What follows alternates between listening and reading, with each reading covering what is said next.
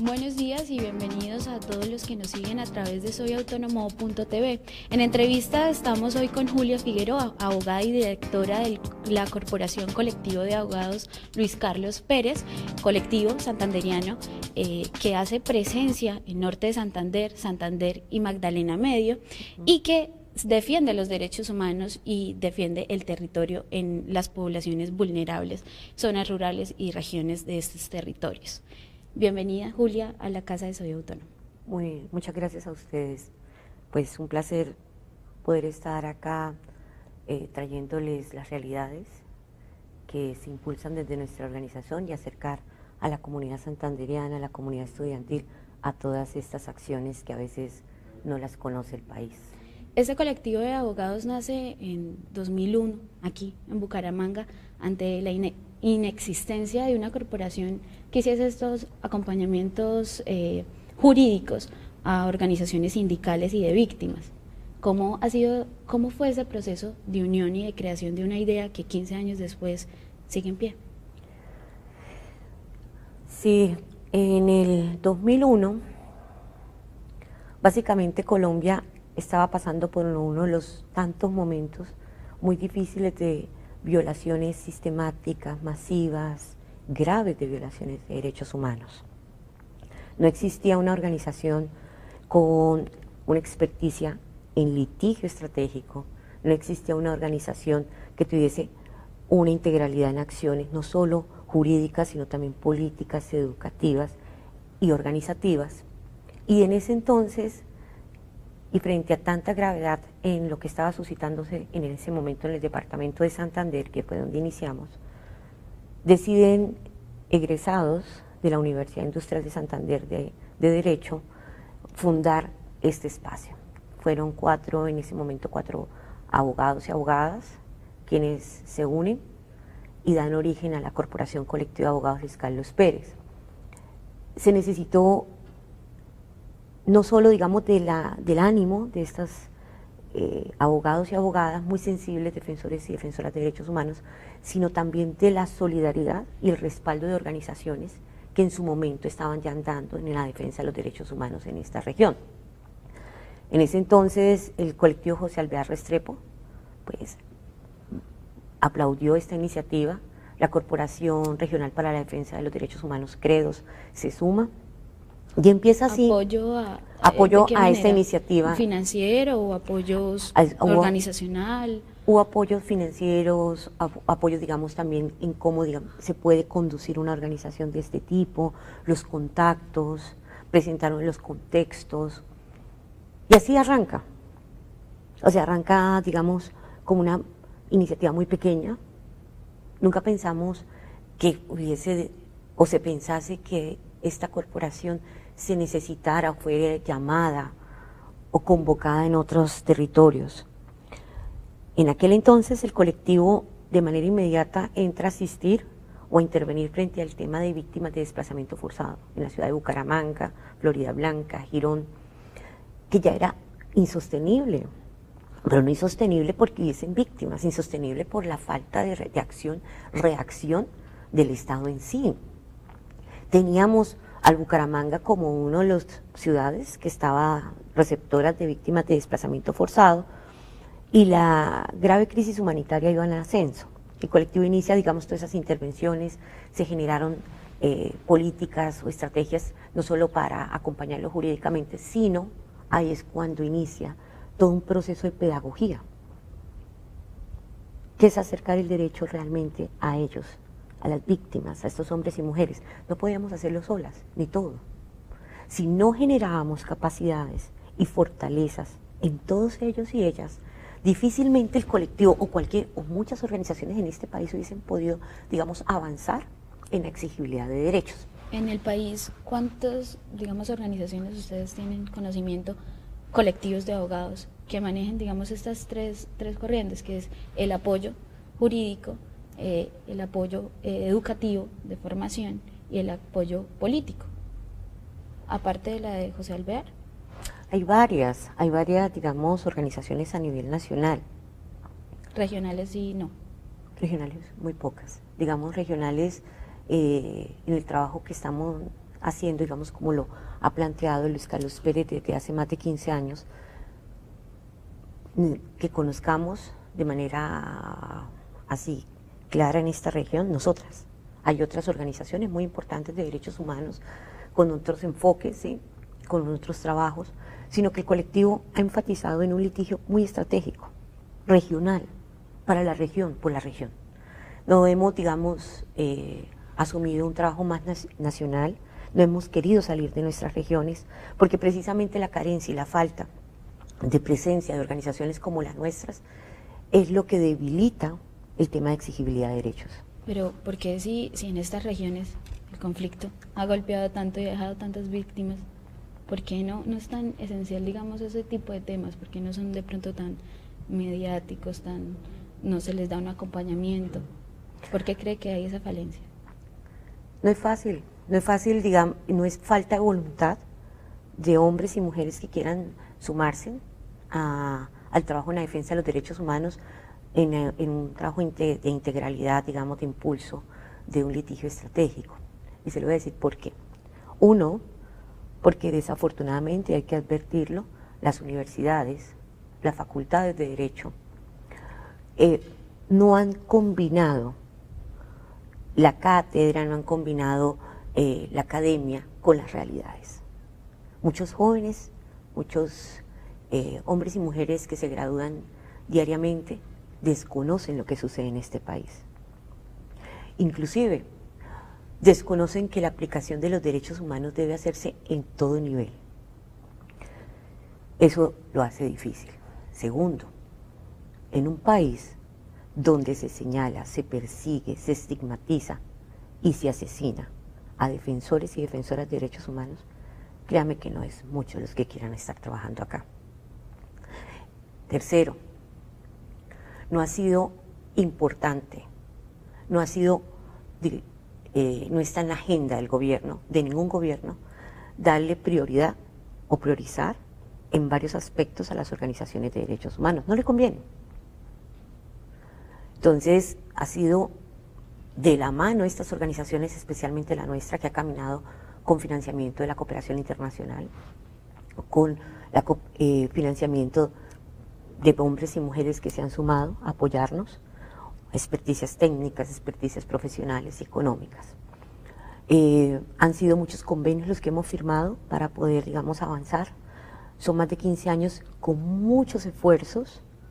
El sostenimiento de una organización como la nuestra cuesta en términos financieros, cuesta en términos de cualificación, cuesta en términos de seguridad. Hay que mantener esquemas de seguridad. Y esto no lo permiten, digamos, esto no lo facilitan el Estado en sí. Y mantenemos unos niveles de riesgo y de amenaza tan altos que entiendo que muchos hombres y mujeres no quieran vincularse, no quieran hacer parte de estos proyectos o de estas iniciativas, que son muy legales, que son muy legítimas y que son muy altruistas actualmente en Colombia. Hablemos entonces de quienes integran a este colectivo de abogados. ¿Cuáles son el perfil que tienen los miembros de esta corporación para precisamente estar en este entorno de la defensa de los derechos humanos, en este escenario? Pues, como todo, afortunadamente contamos con muchas mujeres. Actualmente está compuesto por mujeres. La Corporación Colectiva de Abogados Luis Carlos Pérez no siempre ha sido así. Mujeres cualificadas en la rama del derecho, especialmente su mayoría, profesionales, formadas en pedagogía popular, con experiencia en litigio, pero en un litigio político, en un litigio orientado, digamos, a acompañar o a llegar el derecho a comunidades muy vulneradas o vulnerables. Y me explico. El colectivo no es una organización que genera distancias o genera barreras para que no se acerquen a ella. El colectivo es una organización que no solo las quita, sino es el que se acerca en donde están las dificultades y las circunstancias graves. Es un colectivo que va a todos los territorios.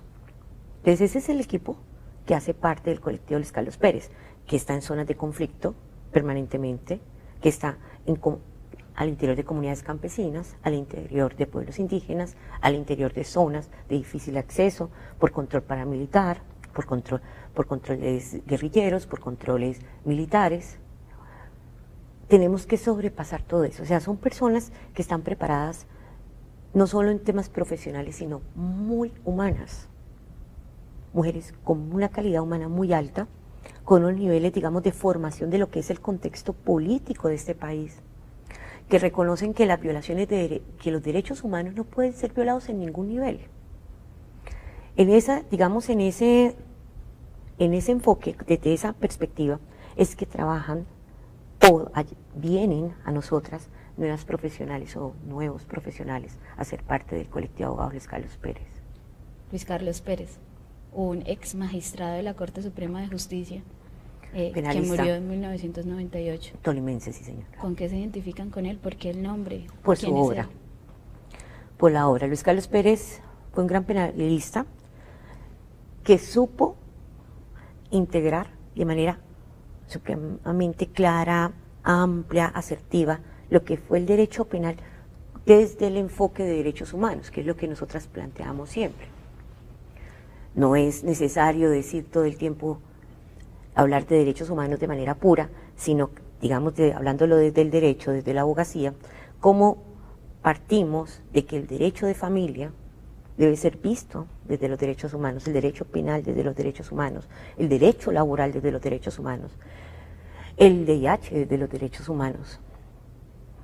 Ese es, digamos, el gran trabajo, la gran obra que recoge las fundadoras y fundadores de Luis Carlos Pérez, y por eso se toma su nombre, se toma en gran medida también como, de manera muy asertiva, cómo fue que todas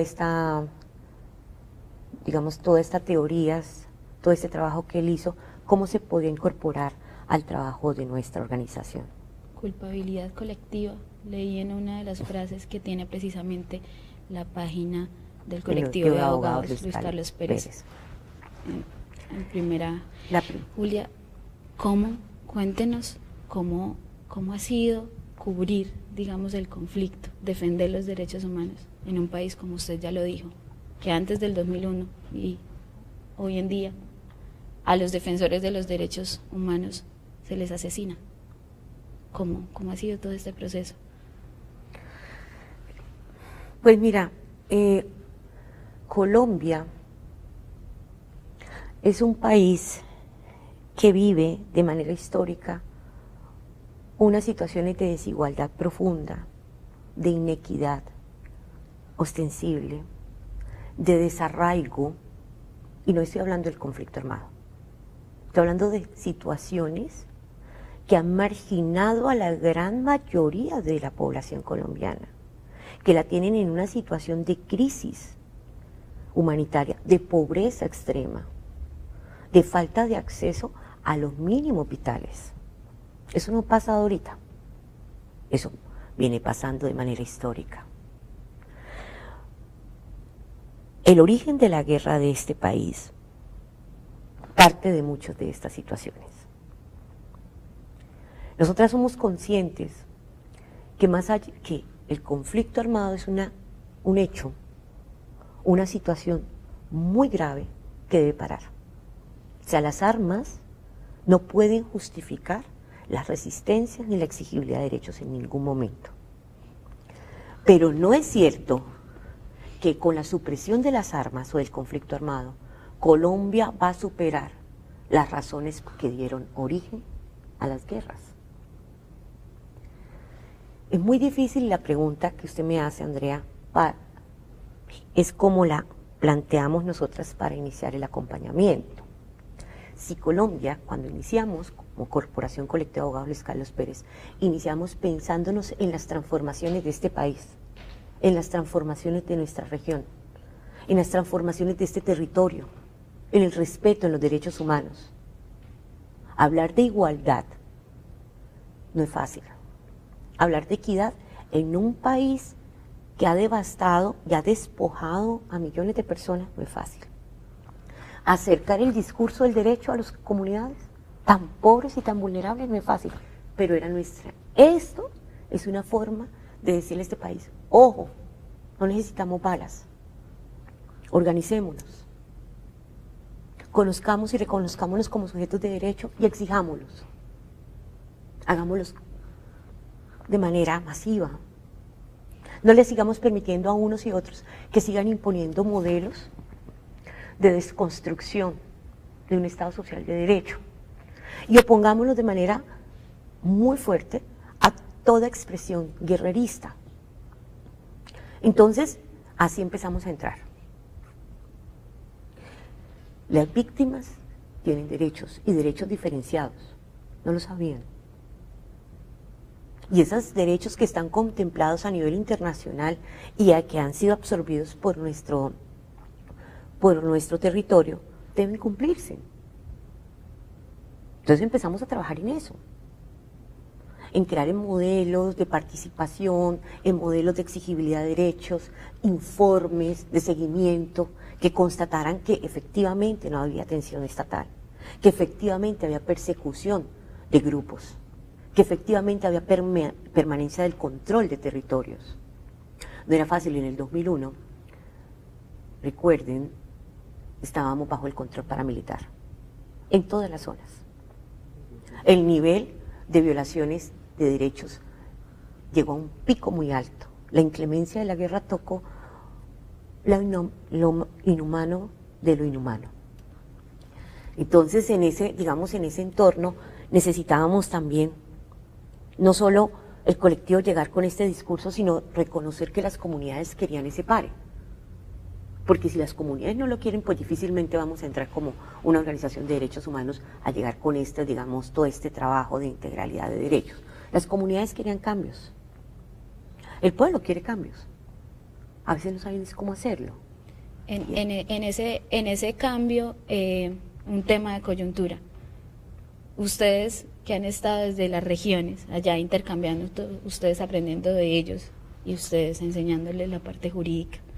Desde las regiones, ¿cómo se recibió el resultado del plebiscito el 2 de octubre? Y desde allá, con todo lo corrido, digamos, en estos escenarios de diálogo, de renegociación, ¿cómo se construye la paz desde allá, desde las regiones? Pues imagínate, llevamos más de 15 años trabajando con comunidades en el Catatumbo, comunidades en el Magdalena Medio, trabajando el tema de derechos ambientales, territoriales y de víctimas. Y más que nadie ellos conjuntamente, digamos, se recogían y nos planteaban la necesidad de que se tenía que generar y rodear esta iniciativa, que es una iniciativa de paz. Lo que se firma entre FARC y el gobierno es una iniciativa de paz, una de las iniciativas más grandes que ha tenido Colombia. ¿Y cómo no la rodearon ellos? ¿Cómo no se llenaron de fuerza para impulsar, para decir, vamos a apoyar el desafortunada decisión que después se tenía que refrendar con un plebiscito? Y lo digo una desafortunada porque fue muy desacertado. Nosotras previmos muchas cosas y enviamos incluso en su momento una intervención a la Corte diciendo no puede irse a plebiscito. Y cómo estas comunidades que han sido afectadas históricamente por el conflicto deciden decir sí. Si no, miremos un ejemplo, Catatumbo. Catatumbo apoyó Norte de Santander, gana el no en Norte de Santander, pero Catatumbo no. Es todo el plebiscito, todo un sí. ¿Y cómo responden las ciudades? Fue desafortunado. Fue desafortunado porque con esto también se sigue desconociendo la postura y las decisiones de comunidades y pueblos que históricamente son marginados y golpeados por la guerra y por las inequidades de este país. Se ha seguido trabajando. Yo creo que una de las situaciones que parten de ahí fue la decisión de todos ellos y ellas de seguir trabajando, de seguir promoviendo y rodeando la mesa. Han pedido que esto se acelere. Nosotras también lo hemos pedido, incluso presentamos una acción de inconstitucionalidad ante la Corte, porque no podemos dejarle ahora una iniciativa de estas a la indefinición o a las decisiones de quién. Entonces eso es muy grave. Se sigue construyendo paz en las regiones. Se tiene que seguir y se está haciendo. Bien. Como siempre, eso ha sido, digamos, una acción permanente, continua, sin necesidad de los acuerdos. Bueno, por cuestiones de tiempo, se acaba nuestra transmisión y la entrevista en Soy Autónomo. A la audiencia y a nuestra invitada, muchas gracias por sintonizarnos y los invitamos a seguir toda la programación que el equipo periodístico de Soy Autónomo tiene preparado para ustedes. Muchas gracias. Hasta luego.